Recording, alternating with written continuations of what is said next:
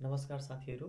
आजको भिडियोमा हामी एसई परीक्षामा आउने जर्नल भाउचर गर्ने तरिका हेर्नेछौँ। हामीलाई थाहा छ जर्नल भाउचर जम्मा 8 मार्क्सको आउँछ र यसलाई राम्रोसँग अभ्यास गर्यो भने यो नम्बर हामी सजिलै सुरक्षित गर्न सक्छौँ। परीक्षामा फर्मेट आफै लान मिल्छ, त्यसैले समयमै अकाउन्टका जरुरी फर्मेटहरू चाहिँ किनेर राख्नु होला। कतै गल्ती भएछ भने समस्या नआओस् भनेर चाहिँ थोरै बढी किन्दा अझै राम्रो हुन्छ। अब सुरुबाट सुरुवात गरौँ। यो जर्नल भाउचरको फर्मेट हो। जर्नल भाउचर तयार गर्दा ध्यान दिनुपर्ने पहिलो कुरा भनेको चाहिँ जर्नल भाउचरको एउटा फर्मेटमा जहिले पनि एउटा मात्रै प्रश्न गर्नुपर्छ। हामीले क्वेसनमा 5 देखि 6 वटा प्रश्न आउँछ एसईमा, त्यसको हरेक प्रश्नको लागि एउटा फर्मेट प्रयोग गर्ने। अब फर्मेटमा कुन कुन ठाउँमा के लेख्नुपर्छ भनेर हेरौँ। फर्मेटको सबैभन्दा तलपट्टि हामीहरूले 3वटा प्रिपेयर्ड बाई, सबमिटेड बाई र अप्रुभ बाई दिएको हुन्छ। यसमा एबिसी, एक्सवाइजेड, पिक्युआर एउटा प्लेस होल्डर लेखिदिने है त। यहाँ आफ्नो नाम चाहिँ प्रयोग नगर्ने। बोर्ड इक्जाममा हामीले आफ्नो परिचय खुल्ने गरी कहिले पनि आफ्नो नाम प्रयोग गर्नु हुँदैन। सो त्यसमा एबिसी, एक्सवाइजेड भयो। तलपट्टि डेटमा हामीले क्वेसनले जुन डेट दिएको हुन्छ त्यही डेट लेखिदिनु पर्यो। अनि डेजिग्नेसन पद भनेर चाहिँ सुरुमा नायब सुब्बा अनि बढ्दै जाने। सबमिटेड बाईमा अफिसर अनि अप्रुभ बाईमा अफिस चिफ भनेर लेखिदिने। सबै क्वेसनमा यहीँनिर यी हुन्छ। त्योदेखि माथिपट्टि यहाँ एउटा टेबल दिएको छ, name of receiver, bank account number. यसमा हामीले केही लेख्नु पर्दैन। हामीहरूले भर्ने भनेको लास्टमा यति मात्रै हो, यो prepared by, submitted by, approve by. अनि त्यहाँदेखि अरू गर्ने भनेको माथिपट्टि छ। अब यो बुझाउनको लागि चाहिँ मैले एउटा मोडल सेटबाट क्वेसन लिएको छु। क्वेसन यस प्रकार छ। अब एक-एकवटा गर्दै जर्नल भाउचर कसरी गर्ने हेरौँ है त। हामीले पहिलो क्वेसनमा भनेको छ 4 महिना 5 गते issued payment order of ₹30,000 for purchasing office material. अब सुरुमा माथिबाट हेरौँ है त। माथि हामीहरूले ब्ल्याङ्क मिनिस्ट्री डिपार्टमेन्ट अफिस भनेको हुन्छ। हामीले क्वेसनको सुरुमा के भनेको छ, following are the transactions of district coordination unit Gorkha. यो अफिसको नाम दिएको छ नि त होइन, हो त्यो अफिसको नाम माथिपट्टि लेख्ने, डिस्ट्रिक्ट कोअर्डिनेसन युनिट गोर्खा भनेर। अर्को हामीले हेर्नुपर्ने भनेको डेट। हामीले क्वेसनमा डेट दिएकै छ सुरुमा, हो त्यही डेटलाई यहाँनिर लेखिदिने। अब तलपट्टि क्वेसन पढौँ है त। Issued payment order of ₹30,000 for purchasing office material भन्यो। सो अफिस मेटेरियल किन्नको लागि हामीले 30,000 के गर्यौँ अरे, यसको पेमेन्ट अर्डर इस्यु गरिदिउँ अरे। भनेको पैसा तिरियो, पैसा गयो नि त होइन। पैसा गयो भने हाम्रो खर्च भयो। खर्च हुने बित्तिकै हामी डेबिटमा बिई भनेर लेख्छौँ। बिई भनेको बजेट एक्सपेन्डिचर हो। सो अहिले खर्च भयो के को लागि भन्दा अफिस मेटेरियल किन्नको लागि भनेपछि हामीले डेबिट बी अफिस मेटेरियल भनेर लेख्न मिल्दैन। अफिस मेटेरियलको एउटा शीर्षक हुन्छ, बजेट हेड हुन्छ, हो त्यो हेडलाई चाहिँ हामीले लेख्नुपर्छ। सो अफिस मेटेरियलको बजेट हेड भनेको चाहिँ के हो त, अफिस रिलेटेड एक्सपेन्सेस हो। यहाँनिर debit be office related expenses लेख्ने।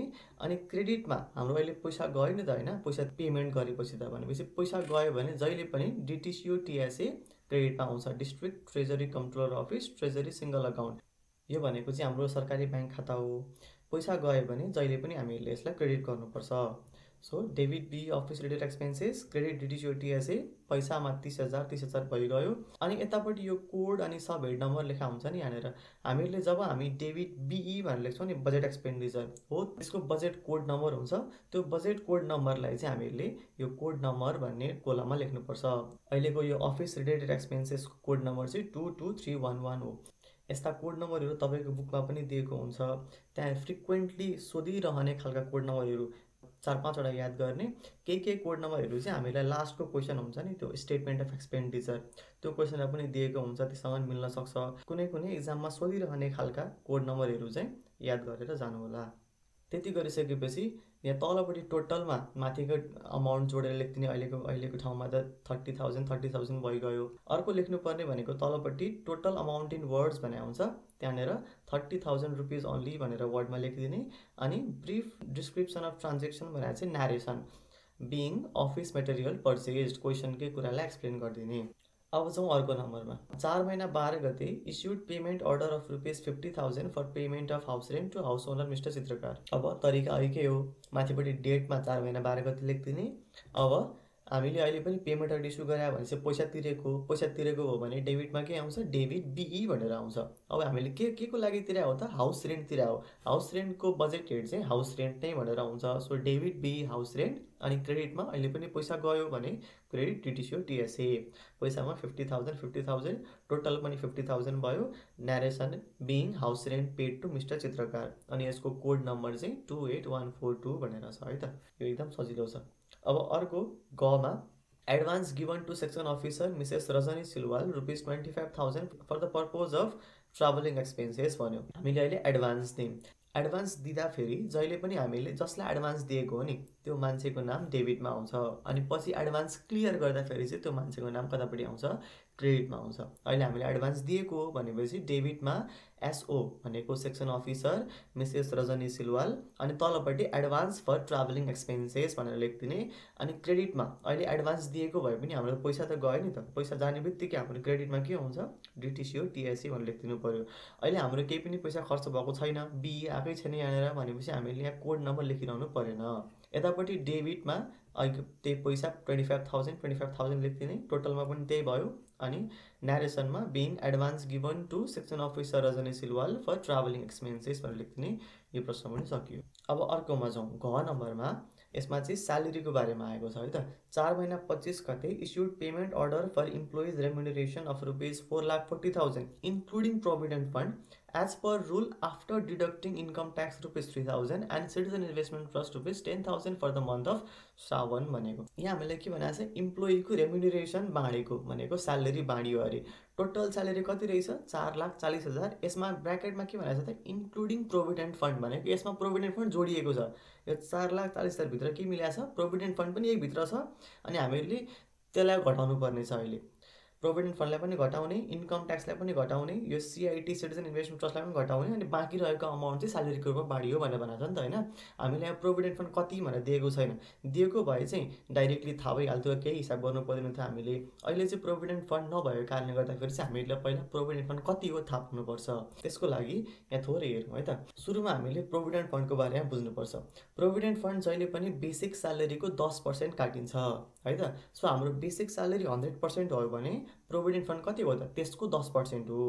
अहिले हामीले क्वेसनमा के भनेको छ, 4,40,000 भनेको चाहिँ यसमा के मिसिएको छ, प्रोभिडेन्ट फन्ड पनि मिसिएको छ भनेपछि हाम्रो स्यालेरी चाहिँ के हो त, 100% प्लस 10% हो नि त। भनेको प्रोभिडेन्ट फन्ड पनि मिसिएको छ भनेपछि यो 4,40,000 भनेको चाहिँ कति हो त, हाम्रो 110% चाहिँ 4,40,000 हो भनेपछि अब हामीले के गर्नु पऱ्यो, त्यो बेसिक स्यालेरी थाहा पाउनु पऱ्यो। बेसिक स्यालेरी भनेको 100% हो।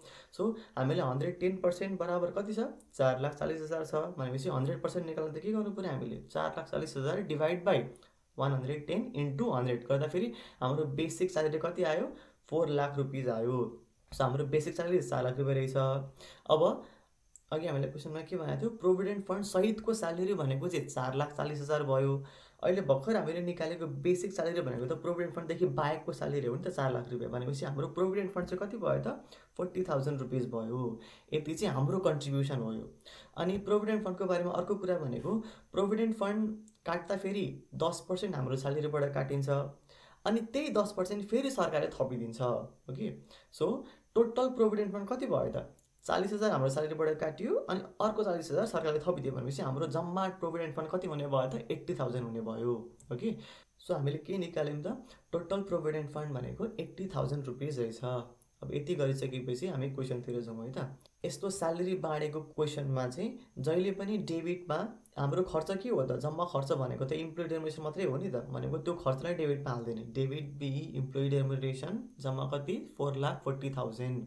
अनि त्योदेखि घट्ने कुराहरू हुन्छ नि अरू, provident fund, income tax and सिआइटीहरू, ती सब क्रेडिटमा आउँछ नि त। डेबिटमा त्यही खर्च रेम्युनरेसन मात्रै आउँछ, त्योदेखि बाहेकका अरू घट्ने कुराहरू कतापट्टि आउने भए सबै क्रेडिटमा आउने भए। सो डेबिट बी इम्प्लोइ रेम्युनरेसन जम्मा 4,40,000 भयो।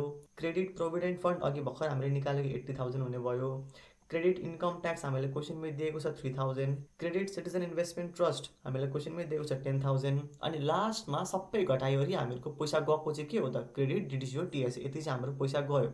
कति पैसा गयो कसरी निकाल्ने, 4,40,000बाट यी तीनवटै अमाउन्टहरूलाई घटाउने। 440 माइनस 80,000 माइनस 3,000 माइनस 10,000 गर्दाखेरि 3,47,000 हाम्रो एन्सर आउँछ डिटिसिओ टिएसएमा। अनि तलपट्टि टोटलमा दुईतिर जोड्दाखेरि त्यही 4,40,000 आउने। यति गर्दाखेरि यो प्रश्न पनि सकियो। अब अर्कोमा जाउँ, ग नम्बरमा के भनेको छ, 4 महिना 26 गते के भएछ, the amount deducted from employee salary for the month Shrawan was deposited in concern account. माथिपट्टि हामीले जुन कुरा घटाएको थियो नि, पिएफ, आइटी अनि सिआइटी, ती कुराहरूलाई चाहिँ हामीले त्यसकै अकाउन्टमा लगेर डिपोजिट गरिदिउँ अरे। अघि चाहिँ हामीले घटाएको मात्रै त्यो स्यालेरीबाट जस्तो प्रोभिडेन्ट फन्डको अकाउन्टमा हालिदिएको थिएन, अब चाहिँ हामीले हालिदिउँ भनेपछि अघि हामीले जुनलाई क्रेडिट गरेको थियो नि त्यो 3टा कुरालाई, तिनीहरूले हामीले के गर्नु पर्यो, अब यहाँ डेबिट गरिदिनु पर्यो। Debit provident fund 80,000, debit income tax 3,000, debit social security tax 10,000, अनि लास्टमा अहिले हाम्रो पनि पैसा गयो नि त। यो पैसा त अघि चाहिँ काट्या मात्रै, यो पैसा हालिदिएको थिएन हामीहरूले त्यो खातामा, यिनीहरूको प्रोभिडेन्ट फन्डको खातामा। अहिले चाहिँ पैसा गयो फेरि भनेपछि क्रेडिटमा डिटिसिओ टिएसए भनेर 93,000 हुने भयो, सबैलाई जोडेर 93,000। टोटलमा त्यही 93,000 अनि डिस्क्रिप्सनमा being provident fund income tax and social security tax deposited to their accounts भनेर लेखिदिने।